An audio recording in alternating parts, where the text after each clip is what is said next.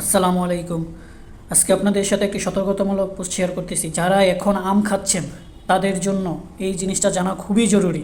হ্যাঁ, কারণ সতর্ক হওয়া এখন দরকার। বাজারে এখন এত পরিমাণ আম, আমরা যদি এটা না জানি বা এই কাজটা না করি তাহলে কিন্তু আপনার সন্তান, আপনি নিজে, আপনার ওয়াইফ সবাই কিন্তু ক্ষতিগ্রস্ত হবেন। হ্যাঁ, তো বাজারে আমরা এখন যে আম দেখতেছি বাজার জুড়ে আছে, আমগুলা কিন্তু এখন প্রত্যেকটা আমে কিন্তু এখন ফরমালিন দেওয়া।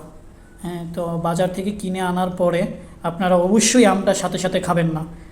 আমটা এরকম একটা বুলে নিয়ে আধা ঘন্টা, মিনিমাম 30 মিনিট আপনারা আমটাকে ভিজিয়ে রাখবেন পানি দিয়ে। আর পানির মাঝে আমটা রেখে দিবেন।